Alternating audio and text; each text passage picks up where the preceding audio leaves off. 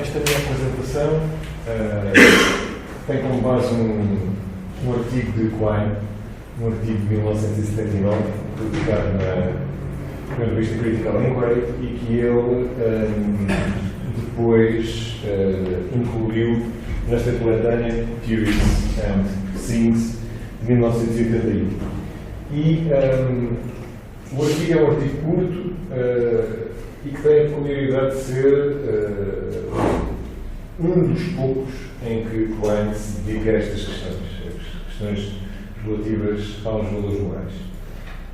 No entanto, como vou procurar expor, Quine não deixa de ser, no âmbito desta investigação, coerente com a sua visão acerca da filosofia e acerca daquilo que deve constituir precisamente uma investigação filosófica. Ou seja, Quine tem uma visão da filosofia ancorada precisamente numa perspectiva científica. Todos os problemas para Quine são de caráter fundamentalmente lógico-epistemológico e, como nós vamos aqui ver, também no âmbito da sua averiguação acerca da natureza dos valores morais, Quine vai seguir exatamente a mesma linha de investigação. Este artigo deu origem a vários comentários e, efetivamente, embora, como tenha dito, ele tenha escrito muito pouco acerca de questões morais, só este texto originou uma série de diálogos com outros autores no início dos anos 80 e, por isso, constitui, na verdade, uma referência também a este domínio da investigação. Então, para começar, a apresentação que eu vou fazer é uma apresentação em forma de seminário. Estou também aqui algumas passagens para comentar e dar um encontro daquilo que estava mesmo agora a dizer, sendo a matriz do pensamento quiniano fundamentalmente epistemológica. Ele vai enquadrar precisamente a averiguação acerca dos valores morais no âmbito daquilo que veio a ser denominado como epistemologia moral. E, na verdade, eu começo por chamar a nossa atenção para esta relação de recompensa e castigo ou punição no seguimento de estímulos diferentes que o indivíduo pode adotar e que está na base daquilo que ele chama a dualidade da crença e da valoração. O que, segundo Quine, vai constituir efetivamente a componente epistémica da formação do hábito. Quine tem uma base empirista, no âmbito da sua aplicação relativamente a todos os domínios, e também aqui não poderia deixar de seguir essa linha.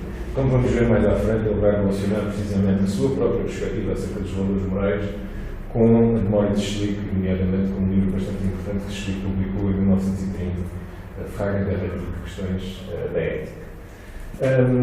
E também vai associar, de certa maneira, no seu trabalho com o de D21, que não causa estranheza, precisamente no âmbito deste empirismo.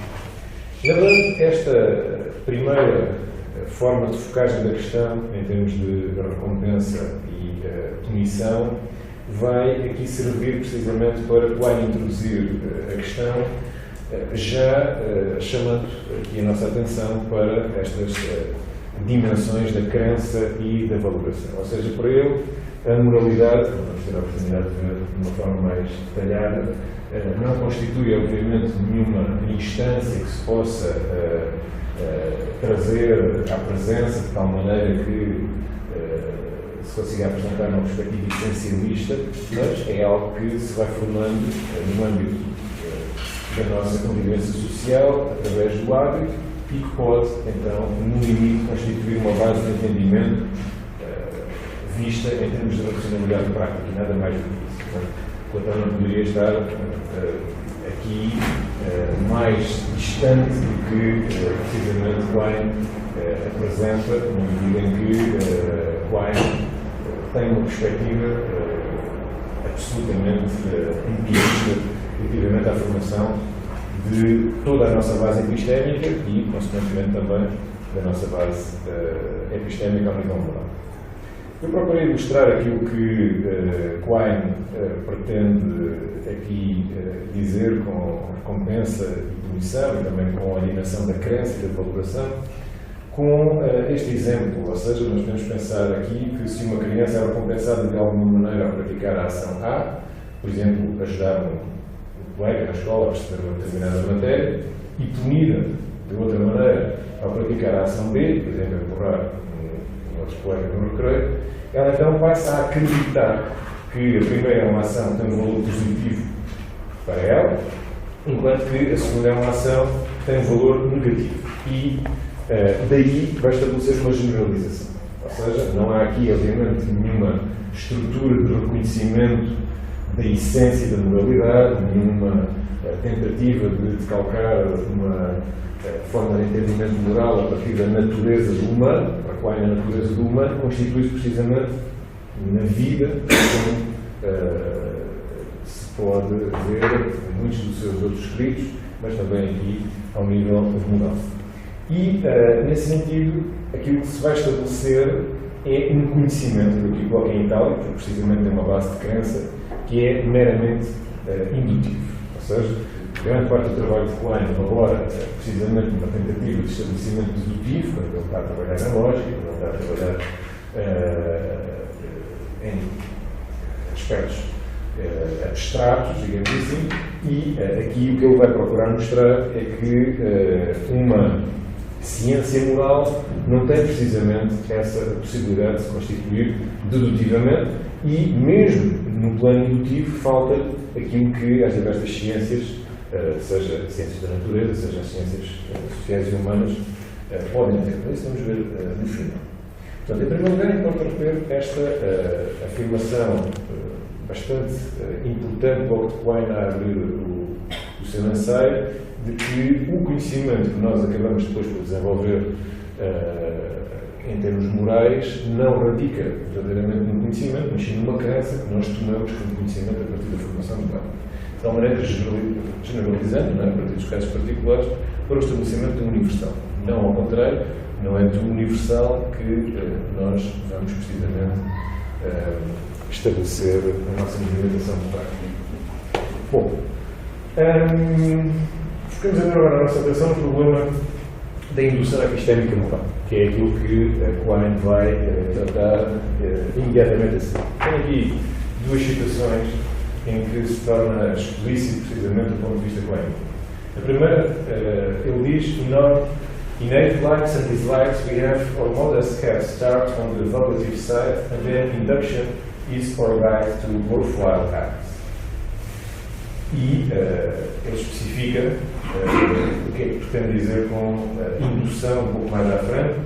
You learn by induction that one sort of event tends to lead to another that you prize, and then by a process of transfer you may come to prize the former not only as a means but for itself. Quine está aqui também bem distante de uma perspectiva como a kantiana, na medida em que o estabelecimento de um fim em si mesmo não decorre senão como algo que tinha, em primeiro lugar, apenas um fim utilitarista em vista. E, nesse sentido, Quine considera que essa transferência de valor de algo, visto simplesmente como um meio para atingir um fim, que passa a ser considerada enquanto fim em si mesmo, que vai constituir a nossa aprendizagem moral. Portanto, o processo é um processo claramente de base empírica. O indivíduo vai percebendo aquilo que pode constituir um ganho para si e aquilo que pode constituir uma punição para si. Para adaptar os conceitos kantianos, vai percebendo aquilo que lhe pode efetivamente causar um lust ou um lust, portanto, um prazer ou um desprazer, como justifica na crítica da razão prática, e a partir daí vai precisamente formando um conjunto de conhecimento moral que tem como referência, e essa é que vai ser a pedra angular aqui do paper de Quine, precisamente a subjetividade enquanto tal.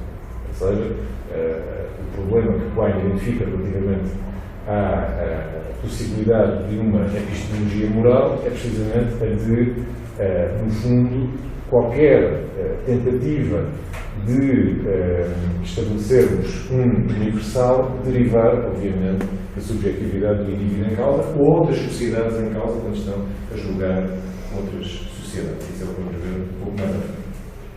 Portanto, para quando tudo se reduz, no fundo, a esta aprendizagem que se processa, de facto, indutivamente. Bom, a seguir eu vou discutir uma questão que nós poderíamos aqui denominar a variedade dos valores. Eu estava aqui a pensar no célebre livro de von Wright e achei por bem então também chamar aqui esta ideia de variedade para o entendimento que temos aqui em quadro. Quadro de facto chama a nossa atenção para as múltiplas formas em que entendemos a própria palavra valor. Eu procurei mostrar isto também através de um exemplo. Fala-se muito da nossa mudança para outras instalações, nomeadamente no valor que este terreno pode ter, e obviamente nós podemos falar de um valor como o do terreno que é ocupado pelo campus da FCSH, mas logicamente que isto é diferente daquele valor que nós podemos também trazer à expressão quando, por exemplo, o que está em causa é o indivíduo dar a sua palavra. O valor da palavra dada.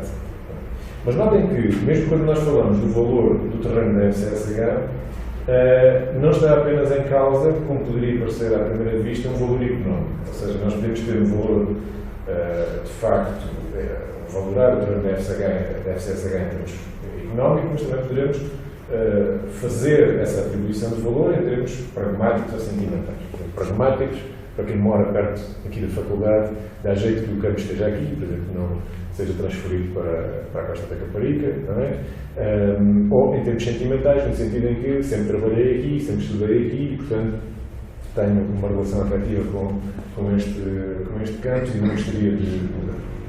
Portanto, nenhum destes, seja o valor económico, o valor que eu chamei pragmático ou o valor sentimental, constitui efetivamente, segundo Quine, um valor moral. Ou seja, o valor moral é aquele que tem a ver efetivamente com algo que nós poderíamos compreender como estando efetivamente assente na relação que o indivíduo tem para com outrem e que se pode constituir precisamente em algo importante para si. Quando dá este exemplo, que é interessante, dizer a Christian fundamentalist who observes the properties and helps his neighbor only from fear of welfare is manifesting prudence rather than moral values. E este exemplo, na verdade, baseia-se numa argumentação de Bernard Williams, no livro Morality, que Quine cita, e, de facto, mais uma vez, nós podemos trazer aqui Kant à colação através da questão da patologia, não é? Kant fala na crítica da razão prática, nesta circunstância de o ser humano se encontrar mobilizado por uma vontade patologicamente afetada. Patologicamente não deve ser entendido aqui, os velhos como nós hoje entendemos, mas fundamentalmente no sentido em que está mobilizado por páfia, por afetos. É? E o problema para Kant, já nessa altura, se constituía precisamente em termos de ser extraordinariamente difícil perceber até que ponto é que o indivíduo decide autenticamente em termos morais, ou se aquilo que mobilizou a sua decisão foi ainda causado precisamente por aspectos afectacionais, ou patológicos, para utilizar a sua própria expressão. Isto é, se eu, por exemplo, ao fazer determinada coisa, estou a fazê-la ainda porque isso me poderá trazer um ganho, não é? Um benefício, ou se ao fazer ou não fazer outra coisa, estou apenas a tentar escapar precisamente a uma forma de sofrimento qualquer, ou de penalização que essa minha forma de ação poderia ter. Portanto, o que nós temos aqui, na verdade, esta distinção que Quine estabelece entre diferentes tipos de valor, não anda muito longe daquilo que Wittgenstein, por exemplo, na conferência sobre ética, denomina valores relativos e valores absolutos. Ou seja, os valores relativos são aqueles que nós encontramos precisamente no plano da experiência, no plano dos factos. Eu, por exemplo, posso dizer que uma cadeira ou uma mesa é uma boa mesa, uma boa cadeira quando ela serve, diz Wittgenstein, um propósito determinado previamente, serve bem esse propósito, mas obviamente que os valores morais excedem comensuravelmente isso, daí que Wittgenstein os considera como valores absolutos e não relativos. Não é? Wittgenstein vai dar, por exemplo, a ilustração de alguém passar por outrem e vê-lo jogar ténis e dizer caramba, tu jogas mesmo mal. E a outra pessoa poder dizer está bem, mas não estou interessado em melhorar. E o outro diria, ok, está tudo bem. Mas que isso seria completamente diferente de, por exemplo, uma pessoa ter dito uma mentira monstruosa relativamente a outra e ser confrontado precisamente por uma terceira e poder então ouvir essa terceira pessoa. Como é que foste capaz de dizer uma mentira daquelas a respeito de alguém? E essa, o que tinha dito, não é? Poder dizer, sim, disse essa mentira, mas também não me interessa melhorar, não me interessa ser um ser humano melhor. E aí a resposta do outro já não poderia ser, então tudo bem, tal como acontecia no jogo de ténis, em que precisamente tem para nós um caráter relativo, se a pessoa não quiser ser um grande jogador, pode simplesmente estar a jogar com os amigos, etc. Nesse caso, diz Wittgenstein, a outra pessoa teria de responder, não, you have to behave better. Portanto, tens de te comportar melhor, ou seja, seria inaceitável para o outro uma resposta como essa. E no fundo aqui, aquilo que o Klein está a procurar fazer é distanciar justamente aqueles valores que são relativos, que são valores que nós compreendemos no âmbito da nossa sociedade como sendo importantes, etc., mas que não têm este caráter moral, e aqueles que verdadeiramente são valores morais. De tal maneira que o exemplo que ele dá do cristão fundamentalista é bastante interessante, uma vez que justamente aquilo que ele faria não seria feito do outro, enquanto tal, ou seja, não seria um propósito objetivamente altruísta, mas seria apenas ainda baseado justamente naquilo que chama Kant a patologia, na medida em que o que eu estaria a andar a fazer era prevenir que poderia acontecer alguma coisa numa qualquer vida futura. Bom, se vimos agora esta pluralidade, esta equivocidade dos valores morais, no sentido em que eles podem ser ditos de muitas maneiras, como Aristóteles, portanto, poderíamos aqui focar a questão já no âmbito de uma dualidade destes mesmos valores, que é aquilo que Klein faz quando vai distinguir entre altruistic values e ceremonial values. Ele vai dizer altruistic values are values that one attaches to satisfactions of other persons or to means to such satisfactions, without regard to ulterior satisfactions accruing to oneself. Já, por outro lado, ceremonial values are values that one attaches to practices of one society or social group, again, without regard to ulterior satisfaction accruing to oneself. Ou seja, aquilo que Klein procura, justamente no âmbito desta bivalência dos valores morais, é ver duas possibilidades em que os propósitos particulares do indivíduo em questão não estejam em jogo. E, portanto, ou o propósito é altruísta, quando o indivíduo se refere a uma outra pessoa, ou o estabelecimento aqui é visto em termos cerimoniais, quando estão em causa práticas sociais. Não é? Em nenhum dos casos, portanto, nós temos essa subjetividade. Como vamos ver, o Klein vai procurar mostrar como é extraordinariamente difícil alcançar isto, ou seja, que a moralidade se constitua altruisticamente ou cerimonialmente. Ele nota como, em primeiro lugar, duas pessoas podem valorar ou valorizar a mesma ação em termos morais ou simplesmente prudenciais. Portanto, prudenciais no sentido em que estávamos a ver. Portanto, alguém que, por exemplo, ajuda o vizinho com medo de acontecer alguma coisa numa vida futura, está simplesmente a ser prudente. Aqui o conceito de prudência que Klein usa é completamente diferente daquele que Aristóteles, por exemplo, emprega. Não é? Para Klein, esta ideia de prudência tem precisamente a ver com o nosso respeito a uma determinada norma, ou uma determinada, seja ela jurídica, seja ela religiosa, etc., ser qualquer coisa que, no fundo, vai ter um fundamento para nós próprios. Aquilo que deveria constituir uma movimentação moral seria precisamente a possibilidade do indivíduo se distanciar de tal maneira dos seus propósitos egoístas que poderia constituir verdadeiramente uma relação para com o outro. E isso é aquilo que Klein vai precisamente pôr em causa. Mas é interessante que eu diga precisamente uma mesma ação pode ser realizada moralmente por uma pessoa ou prudencialmente por outra. E aqui nós também podemos relacionar isto com algo que Wittgenstein refere na Conferência sobre Ética, e que tem que ver com a distinção entre facto e valor que aí acontece.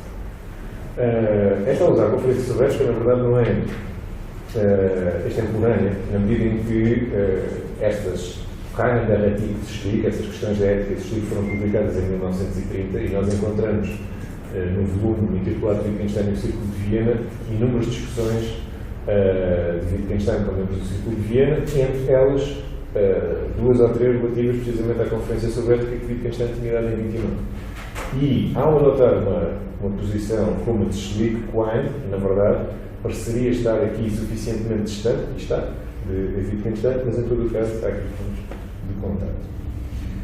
Portanto, a dificuldade que ele reconhece é a de conseguirmos traçar aqui uma fronteira clara entre estas 2 dimensões, entre a dimensão moral e a dimensão prudencial. Ou seja, não está aqui tanto em causa a dificuldade de estabelecermos uma diferença entre os valores altruísticos e cerimoniais. Essa é fácil de estabelecer. A questão, precisamente, passa por um indivíduo ser capaz de encontrar uma determinação para uma agência moral sem que essa agência esteja já a ser determinada prudencialmente. E então é aqui que vamos encontrar alguns paralelos com essas questões da ética de Schlick.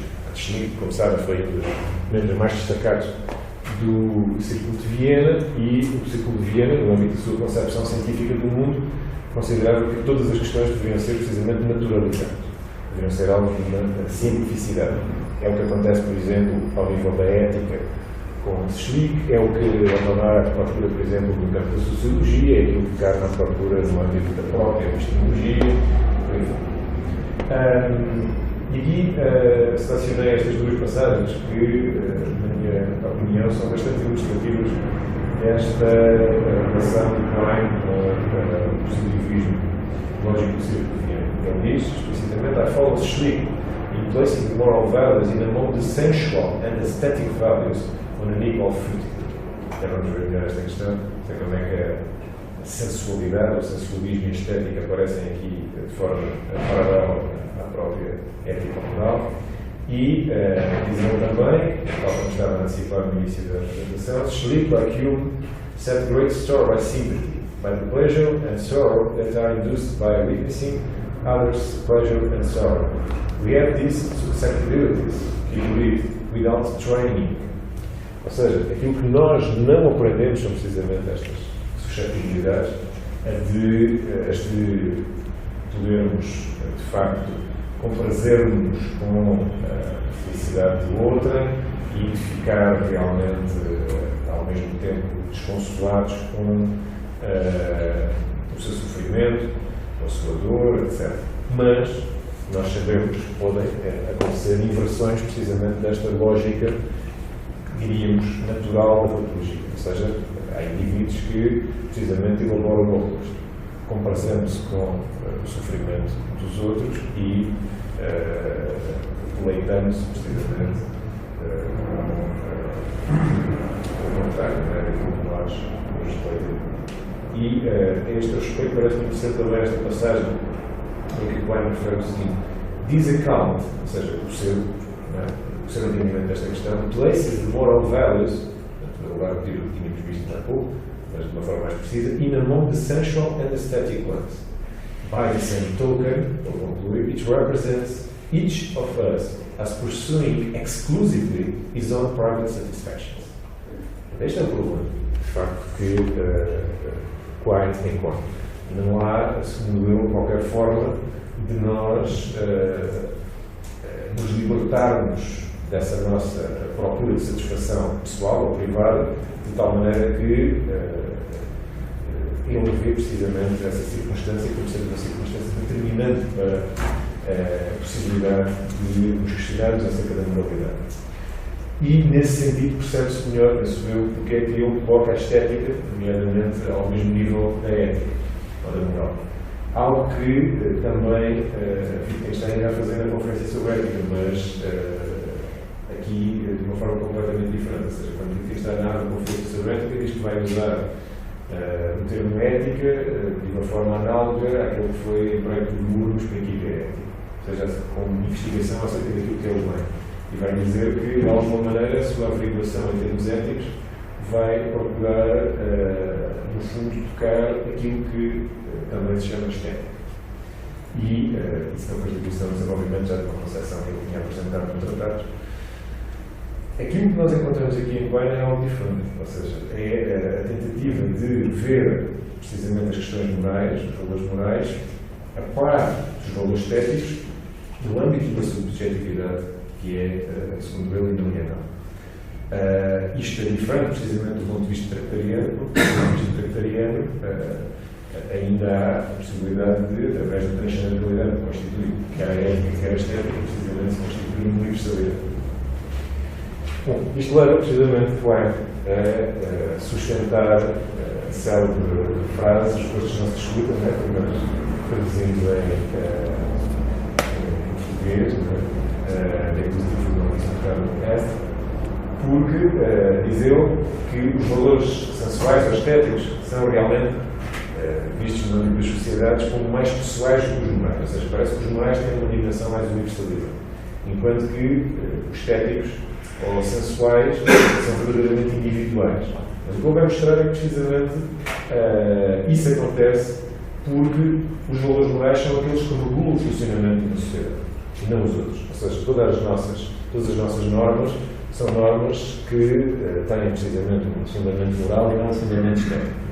Não está em causa, por exemplo, um determinado julgamento, atribuirmos qual foi a beleza de uma ação, a não ser que essa beleza coincida precisamente, como dizia Aristóteles, com um propósito de bondade da mesma ação.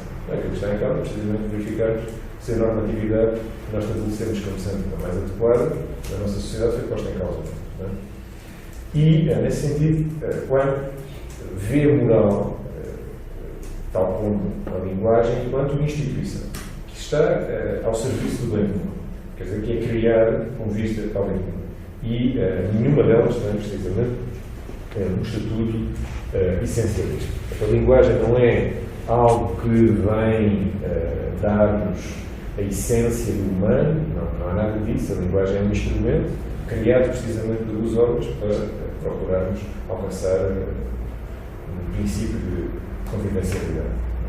E isto vai, então, interessantemente culminar no behaviorismo, quando aquilo que está em causa é comparar os nossos valores com os de outras sociedades. E esta perspectiva é uma perspectiva que, na verdade, tem muito que ver com aquilo que nós encontramos já em James George Fraser, que tem levado a cabo uma antropologia bastante interessante a este domínio, onde aquilo que estava em causa era precisamente o âmbito da observação. Peter Winch, por exemplo, nomeadamente no artigo que se tornou bastante famoso, Understanding a Primitive Society, se nós colocarmos o foco da questão aqui no âmbito de sociedades que nós julgamos mais primitivas do que as nossas, vai pôr a tónica da análise precisamente na descrição, em vez de uma simples observação que leva, inevitavelmente, a uma interpretação.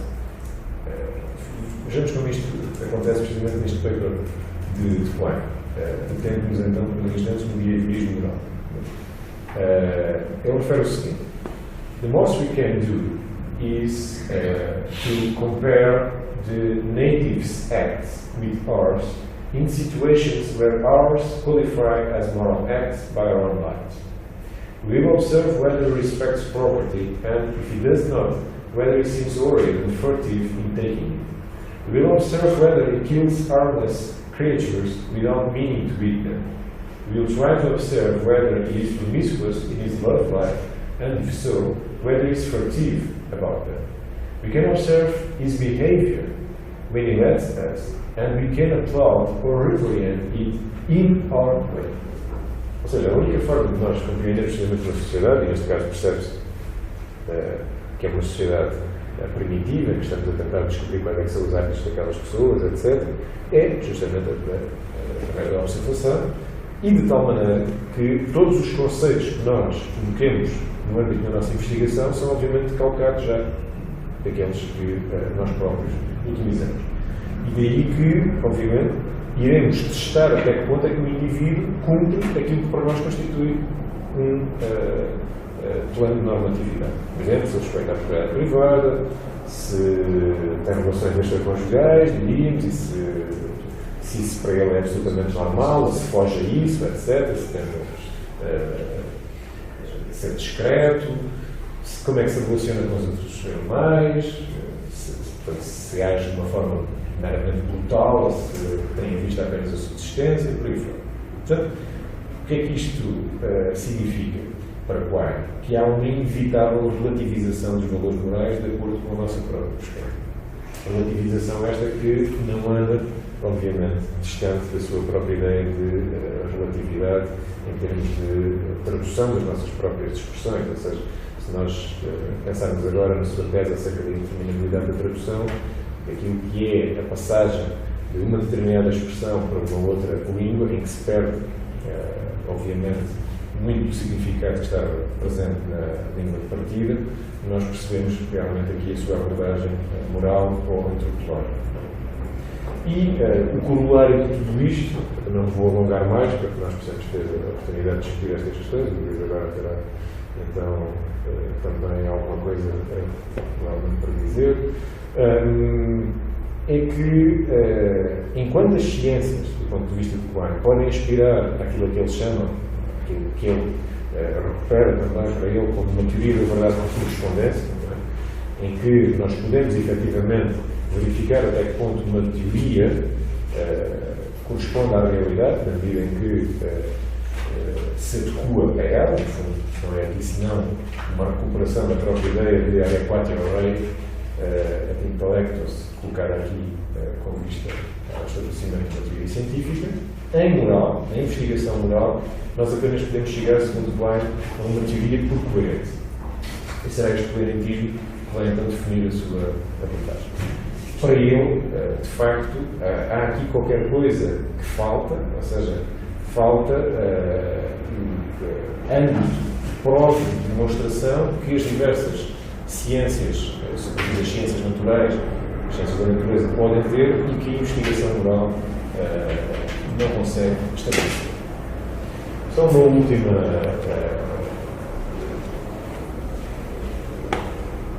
perspectiva que vale a pena abordar e que tem que ver com aquilo que ele chama ultimate values, que ele traduzir por valores últimos, valores determinantes.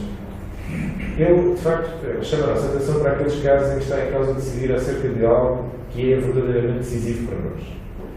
E essa dificuldade acresce quando nós estamos em situações em que o dilema não tem que ver apenas connosco, por exemplo, qual o curso que nós devemos tirar, etc., se devemos aceitar um determinado emprego ou não, enfim, aquelas decisões que podem mudar verdadeiramente a nossa vida, não é? Podem ter uma influência marcante no decurso das nossas vidas. Mas ele diz que a dificuldade é maior quando, precisamente, não está em causa de decidir apenas acerca de algo que, à partida, diz apenas respeito a nós próprios, mas precisamente também aos outros. Ou seja, quando se toma uma decisão, por exemplo, de caráter político. Se um governante tem a possibilidade de decidir acerca de uma determinada questão em que a sua decisão vai influenciar irremediavelmente a vida de milhões de pessoas. Não é? Seja do ponto de vista pacífico, por exemplo, com leis que podem mudar a vida das pessoas, por exemplo, através de aumento de impostos, etc., seja, obviamente, no âmbito de uma situação de guerra em que essa vida das pessoas está mais em jogo. Ele aqui vai dizer: the basic difficulty is that the altruistic values that you acquire by social conditioning and perhaps by heredity are vague and open-ended. Portanto, mais uma vez nós encontramos esta identificação de vagueza, não é? E de abertura dos próprios valores altruístas, isto é, a dificuldade de se constituir, de facto, de uma forma determinada. E diz ainda: one cannot reasonably be called upon to love even one's neighbor quite as oneself. Ou seja, de uma subjetivação extrema, esta ideia de Quine, que no fundo é compreensível, dada a nossa natureza, não é? mas que deixa, de facto, aqui questões bastante interessantes do ponto de vista da constituição do número 1. Eu precisamente vai concluir neste ensaio que a moral carece dos empirical checkpoints, a expressão dele, que estão presentes nas diversas ciências, e que os cientistas podem fazer uso. E, nessa medida, o valor epistémico que ele vai encontrar na moral é, sobretudo, um valor prudencial, e não um valor que se constitua autenticamente de uma forma moral. Portanto, este é o corolário deste ensaio e eu considero bastante problemático, precisamente, o modo como Quine vê então esta questão. Muito bem.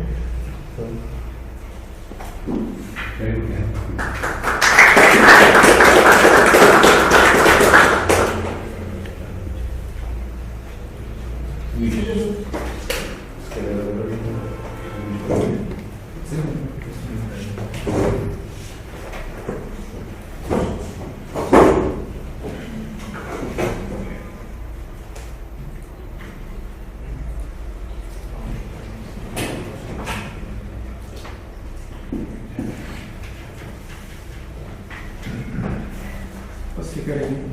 Ok. Não há problema.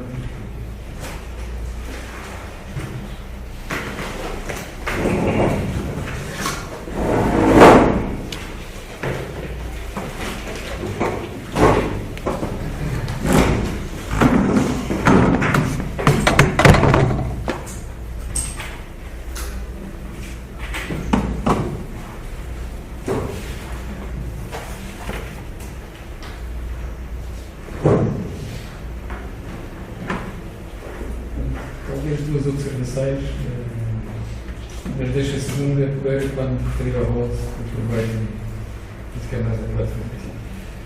Aqui, trata mais um pedido de esclarecimento do que propriamente uma questão propriamente dita. É uma reticência, mas relativamente à questão do relativismo. Ele, ao mesmo tempo, considera que é um mundo que, em princípio, é comumente partilhado.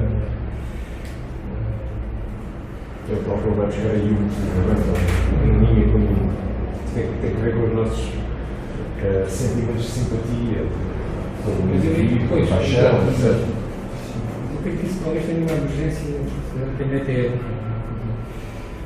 Aqui eu refiro mais, digamos, do plano de ética normativa, do sistema de moralidade.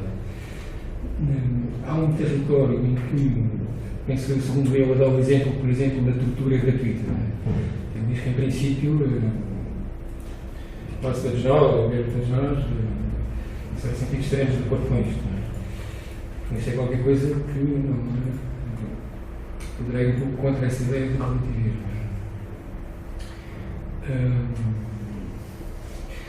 Sendo que, justamente, ele porventura tenta justificar esta partilha mais ou menos comum por via de um certo inatismo, que depois transmite arbitrariamente. Uma outra questão é saber exatamente como é que surge, digamos, inicialmente, em termos de espécie, como é que surge essa base comum, não é? De qualquer maneira, estando lançada, a partir daí é uma questão da educação, da aprendizagem, como nós vimos também, e da arbitrariedade, desde logo. Mas depois, em tudo aquilo que depende já, digamos, da aprendizagem social, etc., dos códigos sociais, e já por aprendizagem. Mas, portanto, eu aqui talvez, não sei exatamente bem o que você pensa sobre isso, ou se... Essa questão é extremamente interessante, porque precisamente nós encontramos Quine, por um lado, a iniciar o texto e a concluí-lo de uma forma bastante peculiar, não vou dizer cética, mas em todo o caso bastante cautelosa relativamente ao estabelecimento de uma teoria moral qualquer, de uma possibilidade de uma agência autenticamente moral. mas de facto ele não é capaz de conceber o próprio desenvolvimento empírico, ou seja, a própria constituição do hábito, sem partir de facto de uma natureza qualquer. Esse é o problema também dividido no próprio tratado. Como é que eu consigo realmente conceber depois que todas as minhas ações até podem ser no limite apenas prudenciais, sem admitir ainda assim que há realmente uma base qualquer intuitiva que me leva, ou pelo menos me leva a ver como mais comum esses sentimentos de comprazimento pela felicidade dos outros, de recusa da violência gratuita, etc. E ele aí só consegue dar uma explicação científica por todas as questões. Será por hereditariedade, será por um desenvolvimento qualquer da espécie humana, mas tem que partir daí. Ou seja, caso contrário, nós encontraríamos precisamente uma relativização total ao nível do confronto com as outras sociedades. E o que se passa é que no nosso processo de tradução dos acontecimentos, ou melhor, da vida prática, digamos assim, e da racionalidade prática que mobiliza as outras sociedades que nós podemos observar, não apenas nós encontramos uma quase perfeita, nem sempre é perfeita, mas de qualquer modo uma quase perfeita adequação aos nossos estándares, aos nossos padrões, mas realmente temos que identificar uma certa constância, não é? Ou seja, nós podemos perceber que há sociedades que realmente tratam os animais de uma forma mais agressiva do que a nossa, mas em todo o caso, aquilo que se constitui como standard é muito mais uma utilização do animal para alimentação, para trabalho, etc. E assim por diante. Ou seja, mesmo, por exemplo, pegando um exemplo que ele dá, relações amorosas, não é? Nós podemos perceber que há sociedades, por exemplo, em que a poligamia está presente, não constitui muito problema. Mas aquilo que se passa é que, relativamente a outros valores, nós vamos encontrar uma coincidência, digamos, com os nossos. O indivíduo pode estar numa sociedade em que a poligamia é aceita, e nós compreendemos então a movimentação desse indivíduo e o modo como leva a cabo da sua vida, mas certamente ficaríamos perplexos se, ao mesmo tempo, por exemplo, encontrássemos uma sociedade em que houvesse uma completa promiscuidade entre pais e filhos, etc. E aquilo que se passa é que, pais, por exemplo, mandaram filhos para comer, etc. Agora, ainda poder coisas piores. E aquilo que se passa é que normalmente nós não encontramos isso. Não é? Mesmo nas sociedades primitivas, e daí a importância do teológico antropológico, a este nível, mesmo nas sociedades primitivas, nós, ainda que haja diferenças, portanto, a despeito de todas as diferenças, a despeito de todos os modelos de normatividade, ainda assim há uma base que parece apontar de facto para uma natureza humana. Constitui-se ela como se constitui. Que ele reconhece.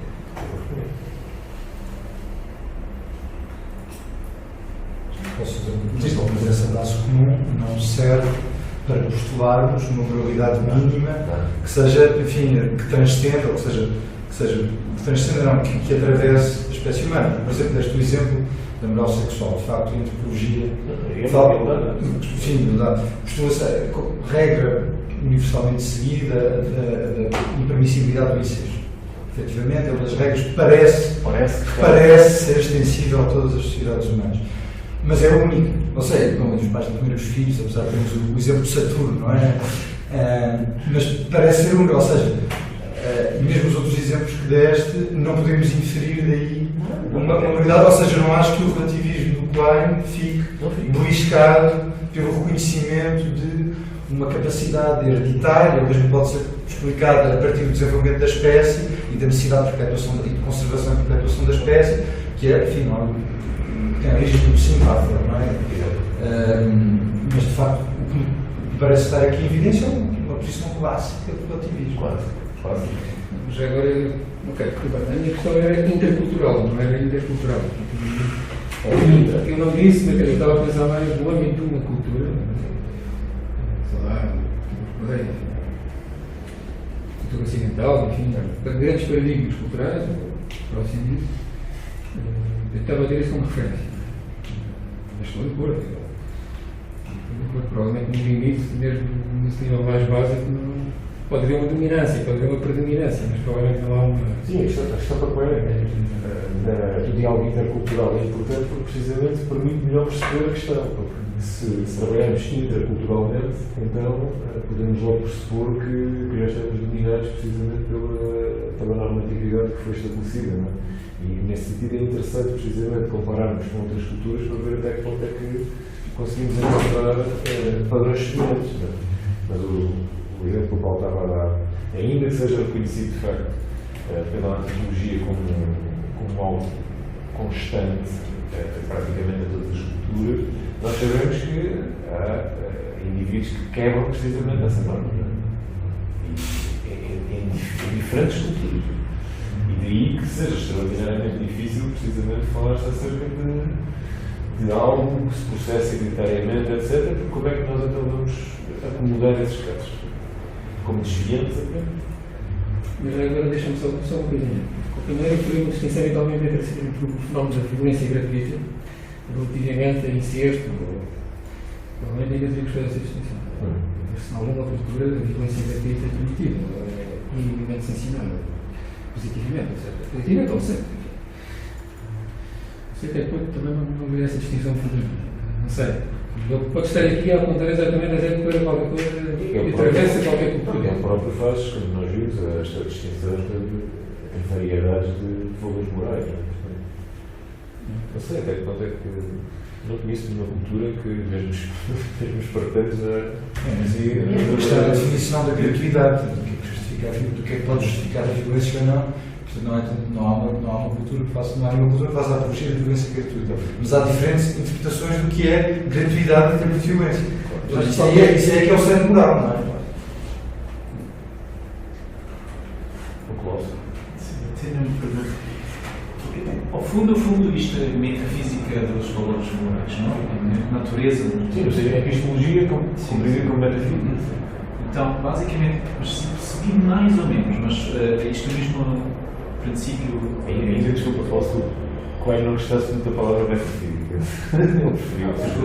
Ainda que o Coelho não gostasse muito da palavra metafísica e preferisse certamente a epistemologia. Sim, mas pronto, a epistemologia pode levar à metafísica. Pronto, para mim seja a ontologia suficiente, não precisa de metafísica, mas independentemente disto. Talvez a antologia da compra. Ok. Pronto.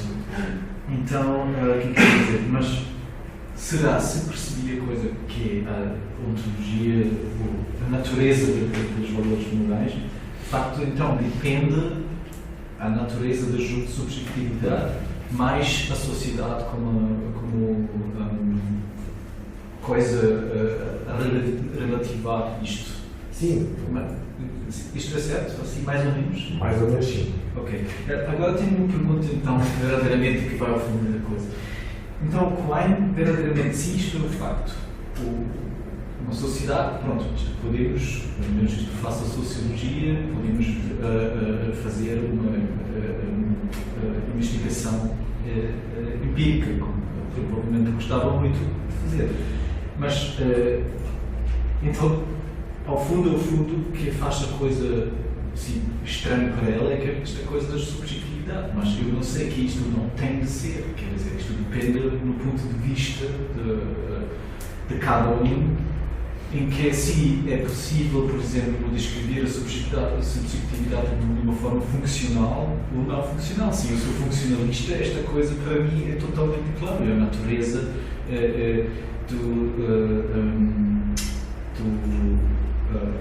valor moral é claramente descrevível. Então, quer dizer, não há relativismo nenhum.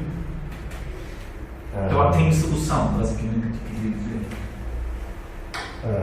Queres intervir já? Não. Se quiseres. Não tem nada a ver com. Não?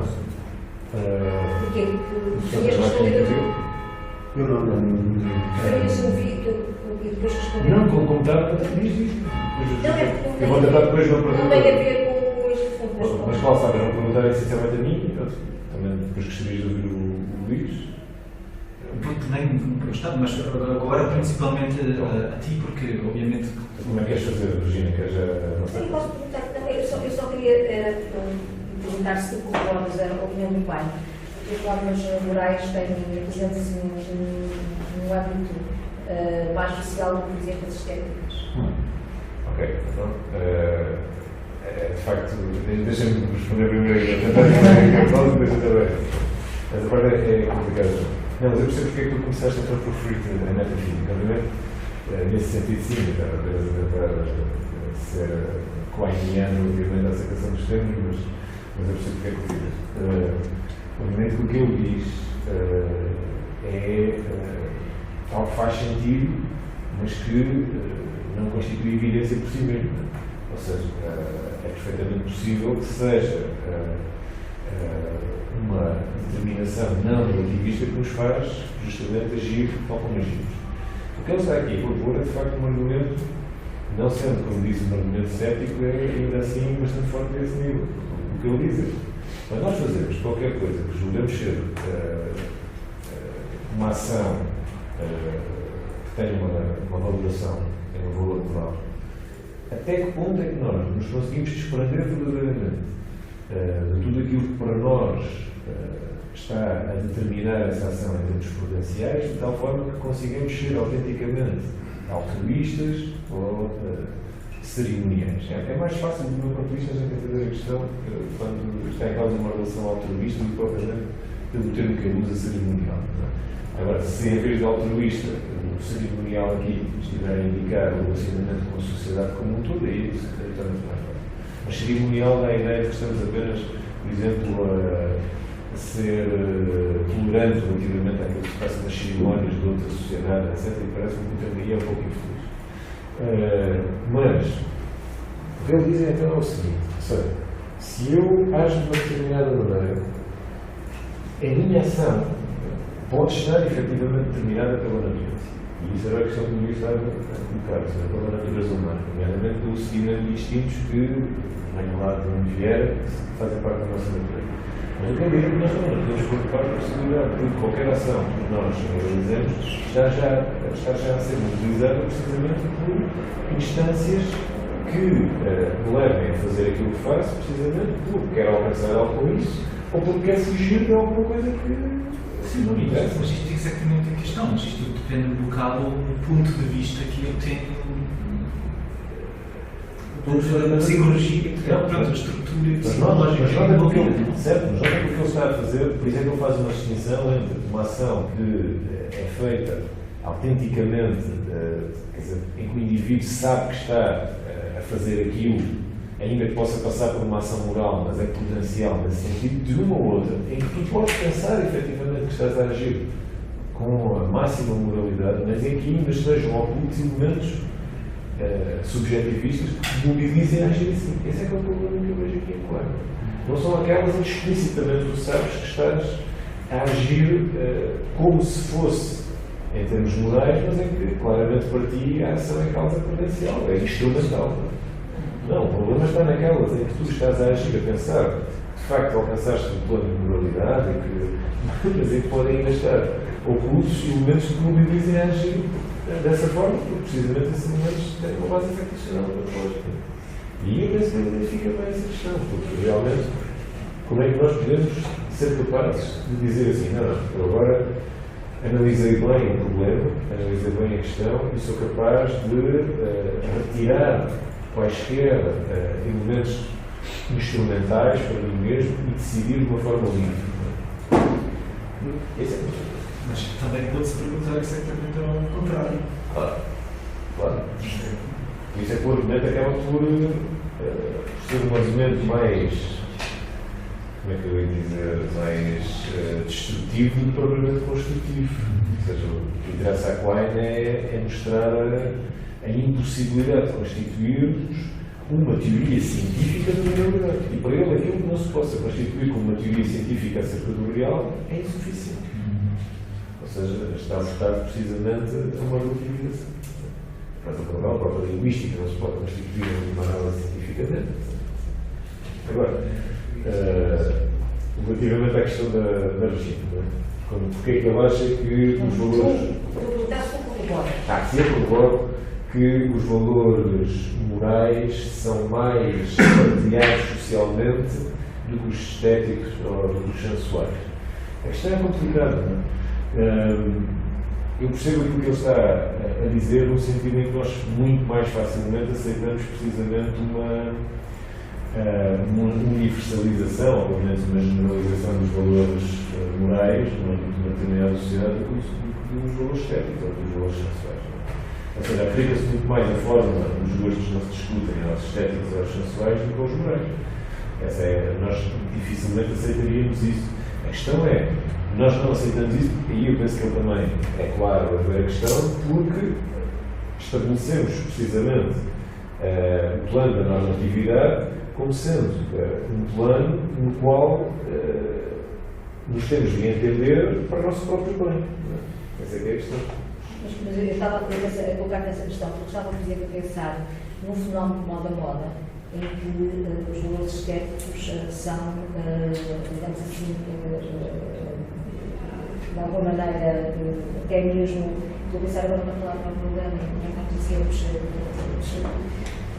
quase impositivos, não é? Só para dar um exemplo, está um bocado assim, parece estar um bocado a gostar do que nós dizemos.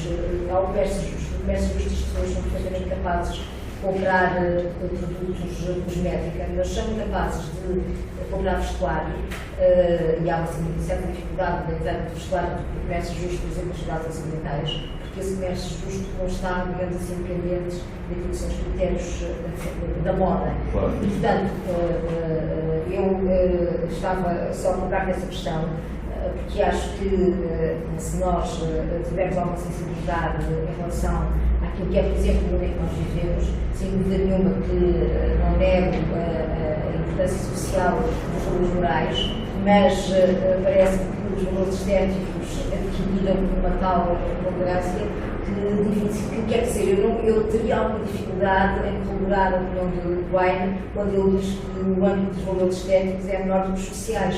Nós, por exemplo, devemos neste momento até doenças como, por exemplo,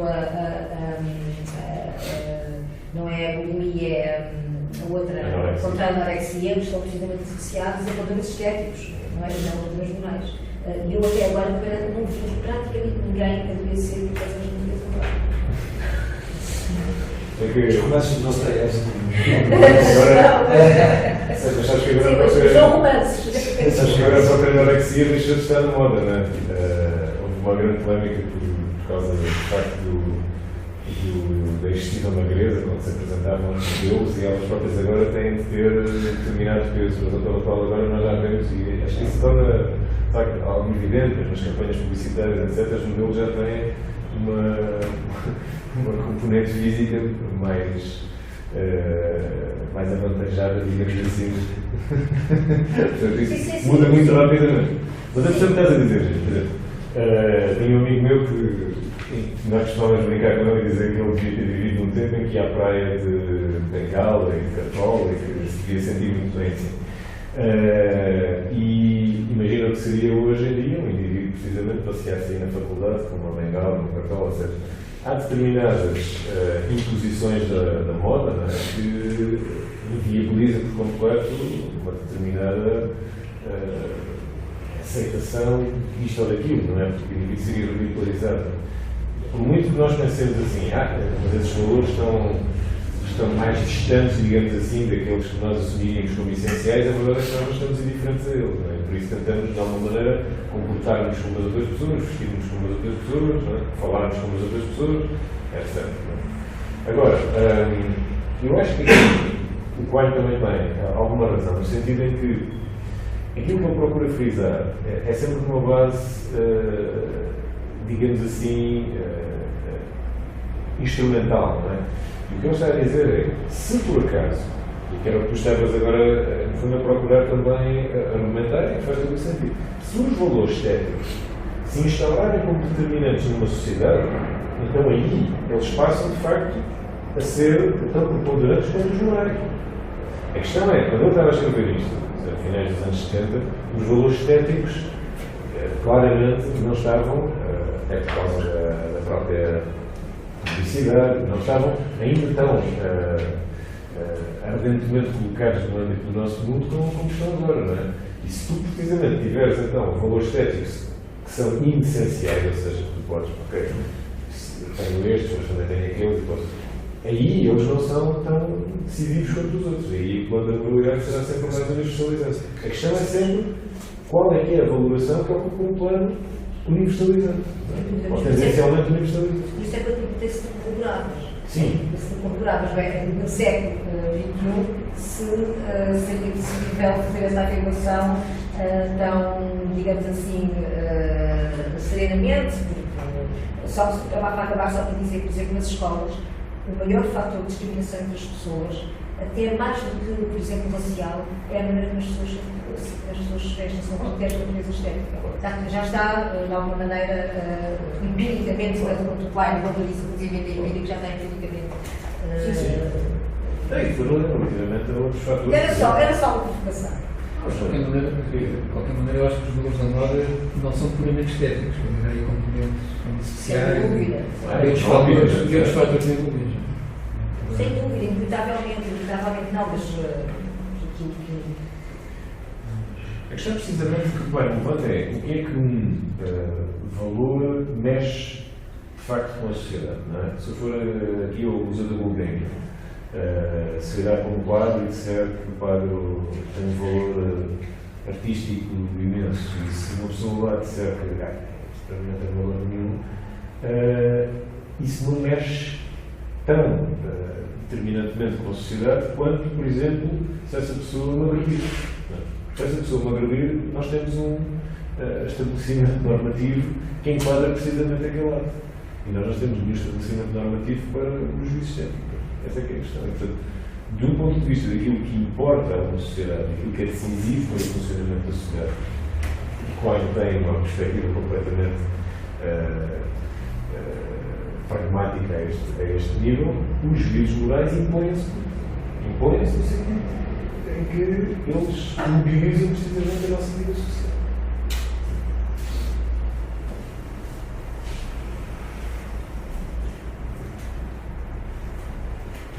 Estava a querer perceber um bocado o que é que o Coelho traz de novo relativamente, por exemplo, um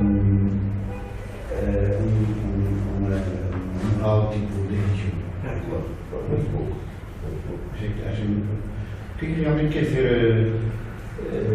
Mesmo parece que certos valores mais distantes de uma base naturalista, eles próprios, de qualquer modo, quando perguntamos qual é a sua valia funcional, foi o filósofo qual é o seu valor funcional? Somos sempre remetidos realmente para o valor funcional do valor, digamos assim, não é? E depois aquilo que é depois, é evidente que há uma própria, pode haver uma teoria sobre aquilo que está a montante, completamente, a montante, do ponto de vista naturalista, não é? E realmente não temos a simpatia, não é? O self-interest, a simpatia, que é de alguma forma também vamos dizer. Aqui o Coelho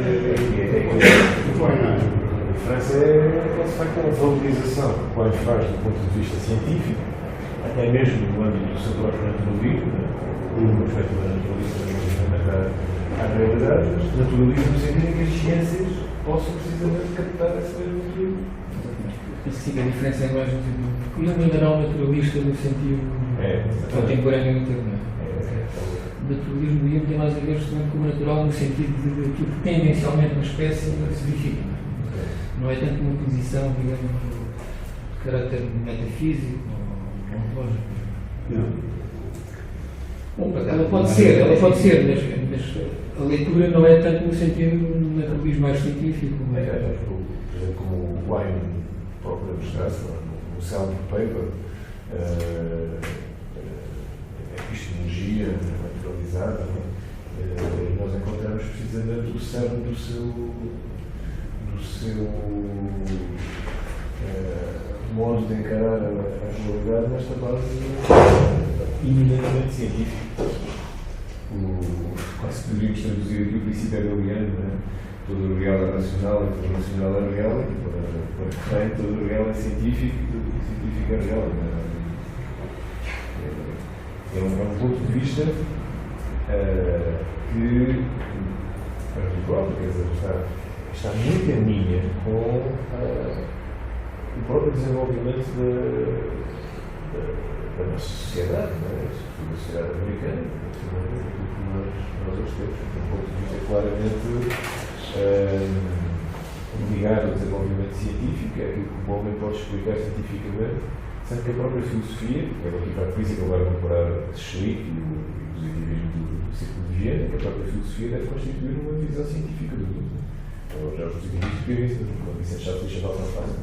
E de facto eu concordo com o Luís e com aquilo que o professor estava a falar. O naturalismo de Hume é diferente, é um naturalismo de aceitação, digamos assim, daquilo que constitui normalmente a norma, não é?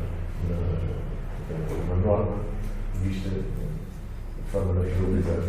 Agora, o relativismo que identificam com a presumo que em Hume talvez não seja tão grande. O espaço de relativismo, acho que não é tão. Sim. Mas isso tem a ver com um autor moderno, não? Do século XVIII.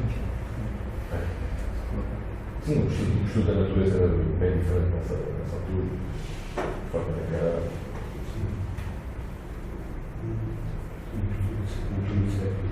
Desculpe. Ok. Sobre a questão do relativismo. O professor tem mais uma associação aí entre. Aparece aqui como a tendência, aparece aqui como como mero instrumento, ou também ela própria Eles chegam a chamar valor residencial. residencial. Que a minha dificuldade com os naturalistas vem neste sentido faço também a pergunta, porque eu por simplesmente não percebo esta. Como é que os valores morais afinal surgem?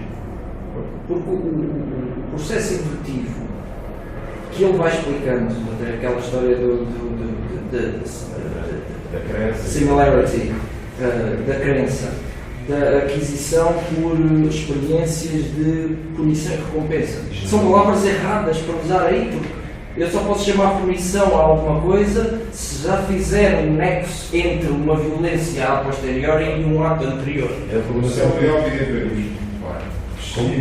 É o behaviorismo. Mas sim, que o problema é como é que ele faz. Portanto, ele, E esse é sempre.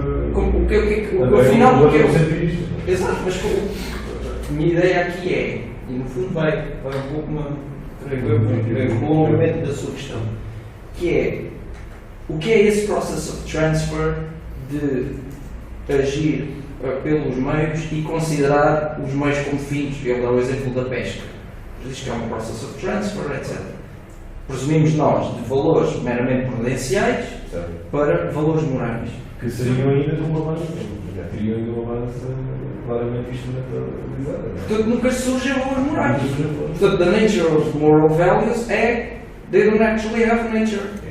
Ou seja, Porquê é que ele não diz isso logo? O que encontramos na parte final é o que vai dizer que faltam-nos precisamente esses tais empirical checkpoints, na vista da moral, pelo que, em última instância, se aquilo que temos são valores prudenciais, não temos valores morais. Exato, ele não conseguia dar um salto indutivo do prudencial. Para o moral. Nega por completo, mas nega que ele imagina. Nós podemos, através desses processos de transferência, transformar meios em fins, mas esses fins devem ser vistos precisamente como, entre aspas, porque nunca seriam verdadeiramente fins em si mesmos. Poderiam eventualmente ser, mas poderiam nunca se constituir como tal. Até porque não há training para os valores morais, porque se os valores surgem por um treino de habit formation, como ele diz, mas todo o habit formation é através de um sistema de aquisição de experiências que permitem chegar ao valor por via indutiva, prudencial, portanto, através do qual a criança aprende o que é bom ou mau para si. Portanto, o treino é sempre prudencial. Mesmo para os supostos valores morais, o treino é prudencial. Portanto, não há valores morais. Na melhor das hipóteses, criaríamos valores morais prudenciais. Mas ser especificamente prudenciais, morais prudenciais. Mas não deixem de ter uma componente prudencial. Não, mas tem uma solução. A teoria da emergência, quer dizer, é super especulativa, é altamente. Não, é simples, já tem teoria física, mas é altamente criticada. Mas é esta ideia que chama-se a teoria da emergência, quer dizer, que tu tens uma. É verdade que só quando tens esta base, neste caso os valores prudenciais, surgem os outros valores. Mas os outros valores não podem ser reduzidos aos outros valores, que é tipo, acho que é o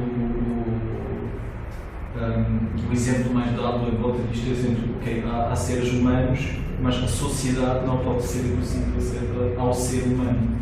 Quer dizer, é uma coisa que emerge do ser humano, então não é reduzível. Olha, se me perguntas como explicar alguma coisa, eu acho que explica nada, mas há pessoas que verdadeiramente têm estas teorias. Talvez pudéssemos também reduzir o mesmo que faz o David Hume, dizendo que, enfim, como tenta explicar, se me recordo que, enfim, é certo que os preceitos morais são artificiais, são convencionais, mas não são arbitrários. Não são arbitrários porque emanam deste fundo comum do nato, que é a simpatia. E, portanto, poderíamos colocar então porque é que não comemos os nossos filhos, porque é que há a proibição universal do incesto. No fundo, o que há de universal é o que deriva deste instinto humano, algo assim. Não chega para criar moralidade, mas chega para explicar a existência de sistemas morais e de pontos mínimos de contacto entre diferentes sistemas axiológicos. Acho que é o máximo que eu postularia. Parece-me ser por isso. E o pai também. Não, o pai. Ou seja, eu reconheço as circunstâncias da justiça, não as circunstâncias objetivas. O pai. Acho que essa alusão e a questão da simpatia é precisamente de alguma maneira para assegurar isso. Mas é assegurar muito pouco, é só assegurar a razão pela qual nós não estamos no estado de proteção. Mas agora, em relação à questão do ordem, para qual não valores últimos, há um pequeno uso de valores últimos. Sim, é aquela coisa que está a ver aqui no final. Mas como é que eles camalam? Como é que eles surgem de maneira relativa? Como ele diz, são aqueles valores que não são relativos causalmente a outros. Mas os ultimate values ou os valores? Os ultimate values. Os ultimate values. Mas os ultimate values são vistos por uma forma instrumentalizada. Precisamente são os que têm a ver com uma decisão que eu tomo como decisiva para a minha vida ou para a sociedade como todo. Por isso, no limite, pode ter sempre um problema com a outra. Mas um dos exemplos que é precisamente a violência gratuita. Sim, É um exemplo de valor último. a violência gratuita. Porque, quer dizer, a questão da aprendizagem do texto, ela pode ser um bocadinho enganadora. Sim, porque no fundo ele vem, quer dizer, está a fazer uma analogia com outro tipo de valores, é um exemplo da pesca, da pesca, começa a gostar também da pesca e não do peixe, e depois começa a falar da moral e dizer, bom, este esquema de meio-fim, em que é uma transferência do meio passa a princípio do fim, é a base da aprendizagem moral. É o esquema básico da aprendizagem. Mas isto não esgota, digamos, a concepção moral dele. Tem a ver apenas com o fator da aprendizagem. Até porque nós podemos colocar uma questão, e para mim, se calhar, a questão mais complicada, o problema, se calhar, mais agudo para mim é como é que se forma a base social que depois se vai transmitir hereditariamente dentro de uma cultura. E nós podemos perguntar, é como está sempre a funcionar como se já estivesse constituída a base comum. E nunca se põe a questão de saber como é que a própria base se... Tínhamos sempre pensar na ideia de transição do estado de natureza para um estado civil. Mas eu acho que constituir Agora estamos a ver quando o indivíduo vem ao nascimento. Não há sociedades parece-me, neste ponto de vista e do direito, não há sociedades pré-morais. Sim, pré-morais e até mesmo pré-sociedades civil, ou Estado civil, quer dizer, não há um contrato, a ideia de contrato não é necessária aqui. Mas pode haver discordância, pode haver Não, o acordo, no fundo, um acordo. Sim, mas lá está. Ok, Mais mas original. esse acordo pode não ser espontâneo. Quer dizer, talvez na questão da violência gratuita possa ser, não sei. Em vez de natural, mas ainda mais estrito. Mas dá uma sensação. Eu, quando, por exemplo, se põe a discutir a questão de. Quando ele diz que a redução causal dos valores é uma maneira de diminuir conflitos entre os indivíduos. Não é? E eu pergunto onde é que não há. Quer dizer, essa base comum pode não ser já totalmente constituída. Nos vários valores em causa. Não é? Digo eu, não sei. Quer dizer, pergunto até que ponto é que não há. Quer dizer, não é? O exemplo que agora estava o indivíduo pode, por exemplo,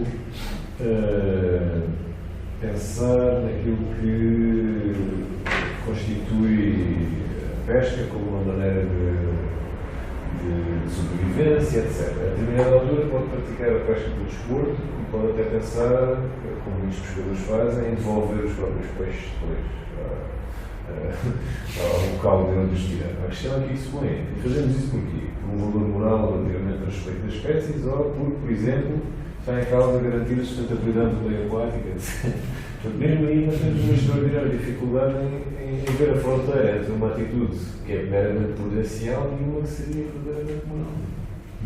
É muito complicado. Mesmo que o indivíduo próprio esteja francamente convencido que está a praticar o bem, digamos assim, pode ter sempre ainda, nem que seja, pronto, nas profundezas aqui. A própria excelência no desporto pode ser um valor moral. Como? A própria excelência no desporto pode ser um valor moral. O indivíduo que é um bom pescador, há um conjunto de regras, não é? Atividades como a pesca, desportivo e outras, não é puramente uma questão. Agora, como é que se faz a passagem é que é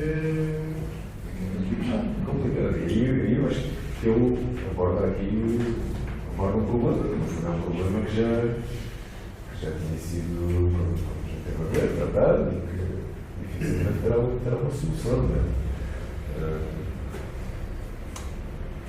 Nós vamos ter até essas discussões tão antigas acerca do que é o plano de natureza e o plano de moralidade.